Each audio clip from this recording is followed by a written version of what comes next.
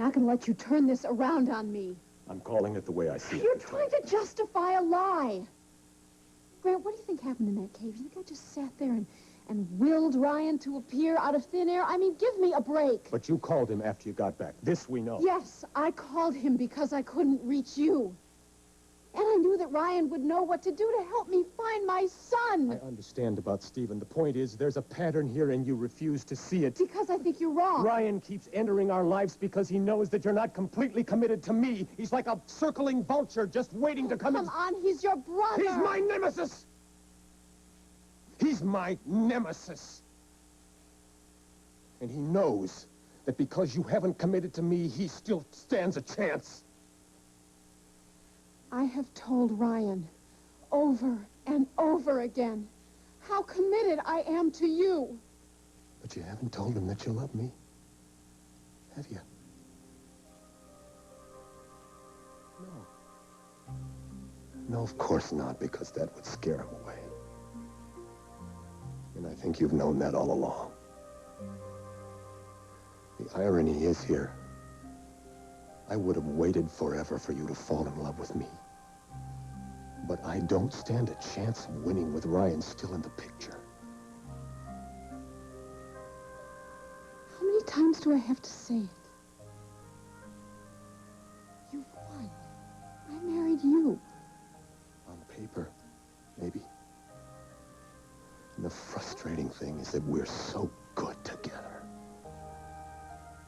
If ever a man was made to be with you, it's me. Not Ryan. Not my brother. What happened? Why she in jail? Did Fran get her arrested? What are the charges? I'm not. I'll find it all out when I go down there. You don't know a thing and you're going to go over there? Honey, she's a kid. She's scared out of her mind. You really have a soft spot for her, huh? No, I don't have a soft spot for her. I just remember what it's like to be on the outside, all right? I'll keep you all posted. Please don't make her your responsibility. I won't. Promise. I promise. I do. Listen, I gotta take off here, too. Do you want a lift? No, I'm all right. I don't really know how long I'll be, and, you know. Thank you for understanding, okay? I love you.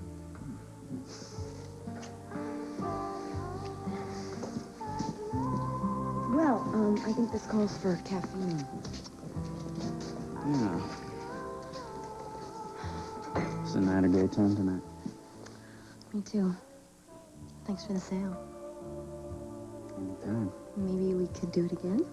It's up to you.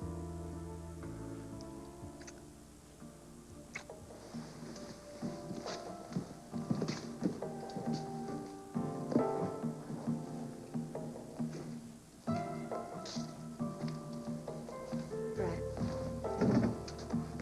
Not to beat a dead horse or anything, but I really, really hope that you're not hung up on Ryan still. Because Matt's a really good friend. He means a lot, and I would hate to see him get hurt. You know, I've been thinking about that, too. Well, I've been thinking if it's time to move on. And you know what? Tonight, I think I did. Come on, Joy. We both know that you don't belong here, so why don't we just keep this simple and start from the top? Like, what's your real name? Sinead O'Connor. You got too much hair for that. Come on, Joy. I'm on your side. I really am. If you'd come clean with me at my office tonight, we wouldn't even have to be here now. Tell me another one. Okay, along with the charges that we've already filed, got a far more serious one coming up. What, lying to a cop? You know, Joy, not an awful lot of people would be joking about a federal rap, especially when it concerns the abduction and the kidnapping of a senator's wife. Now, if you're named as an accessory to that, then I'm not going to... Ian is not a kidnapper. Oh, sure, just like he's not a burglar, right? Everything he did, Ryan, he did for a reason. I'm sure he did. And he left you holding the bag. You know what the judge might do, Joy? He might sentence you as a minor and as an adult, so that when you come of age, you'll be serving the rest of your time in a federal pen. Have you ever seen one of those? No. Oh, that's too bad, because it happens all the time. And see, now, along with the charges that we've talked about, you'll be facing aiding and abetting a felon, which means you'll be serving time, until your late 30s. He didn't do anything All right, Ryan. then what did he do? What was he after?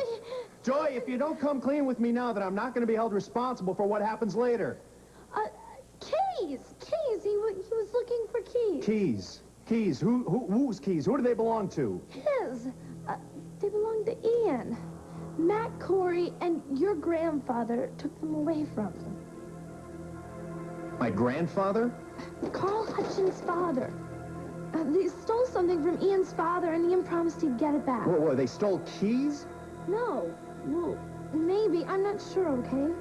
All I know is Ian had one from his father, and then he found one more at the Corys. And he thinks my father has the third.